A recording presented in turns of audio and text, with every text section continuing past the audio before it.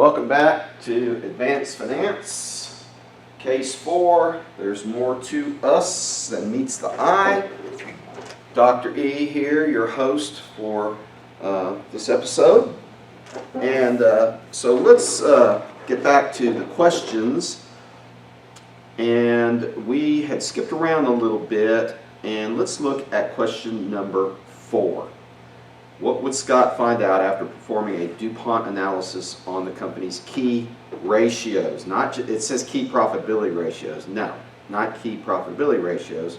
We know that DuPont ROE is the net profit margin percentage times the total asset turnover ratio times the assets to equity ratio. So let's go ahead and grab those numbers so that this is equal to net profit margin. Oh, we're going to do that after. There you go. All right, and let's scroll this over. Okay, and then the total asset turnover is right here. And we'll drag this over. And then the assets to equity ratio is one of the debt ratios right there. And we're going to drag this over. And then we'll say ROE is equal to this times this times this. Boom. And let's scroll this over here. All right, now that we have that information, let's open this up and we can compare 12.3%, 12.3, 7.19, 7.2, 10.24, 10.2. So the numbers are right, okay? And so now let's take a look at what this is telling us. So the return on equity for the industry is 20.5%, 20.6%. For, and this is in 2005 for the company, it was half of that. Not good. And where's the problem? Well, their net profit margin is too low. Their total asset turnover is too low. The assets to equity ratio leverage is not a factor. Okay, pretty similar there. So the problem is with their asset turnover and primarily with their net profit margin percentage.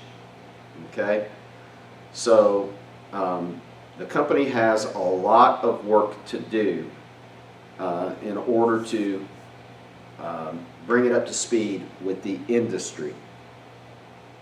All right, let's look at question number 6. I think we've covered everything else except questions 6, 7, and 8.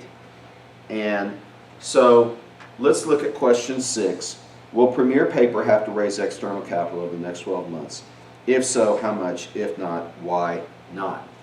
All right, so the issue of raising external capital, that is capital outside of the firm, that is capital above and beyond what the company generates itself.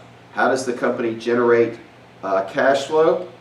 Well, it generates cash flow through operations, net income plus depreciation. Okay, and we had projected net income plus depreciation. Let's spell that correctly. There's an E missing there. Boom. Okay. So cash flow from operating activities, $7.4 million, and then they're going to spend $3.8 million. Let's see. I'm sorry. They're going to spend about $3.8 million less less the financing done by current liabilities.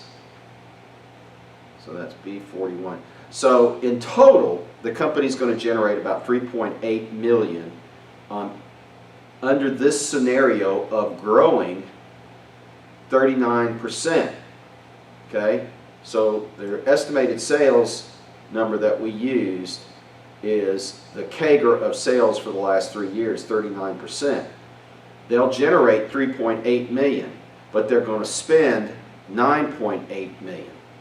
So they're going to need external capital, okay, of $6 million if they grow that fast, okay? And so the problem is right here in net fixed assets.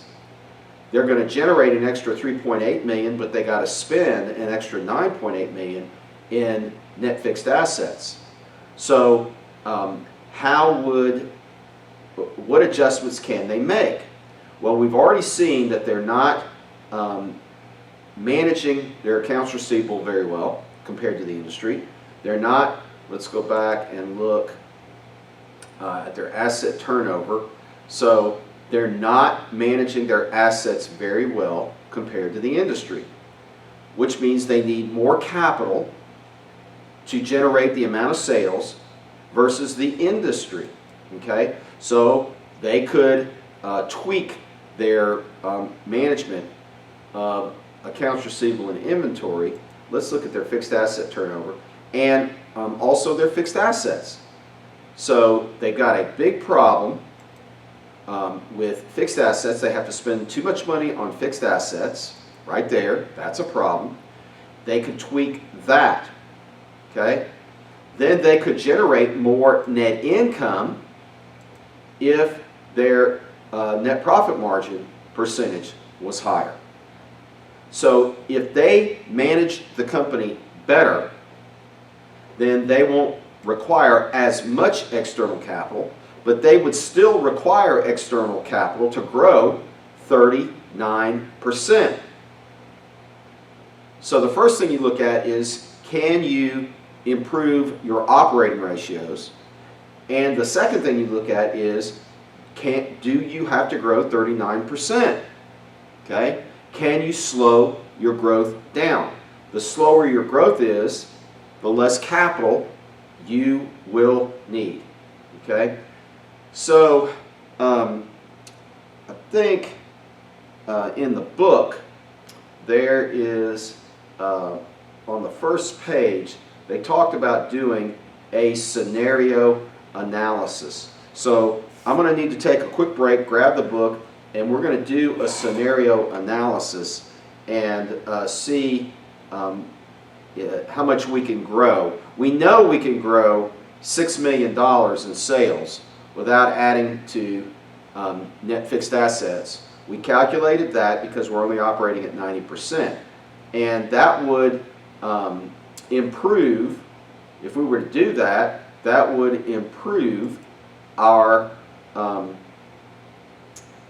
let's see, where's our common size? That would improve this number right here. Our net fixed assets would have to spend less on net fixed assets if we were able to operate at 100% of capacity. We could generate $6 million more in sales without having to increase the amount of money we spend on our net fixed assets, and that would help. But the question is, how much can we grow without having to raise external capital? So to do that, let's look at a scenario analysis. And so give me just a minute to grab the book. We'll take a quick break right here and come back for that clip.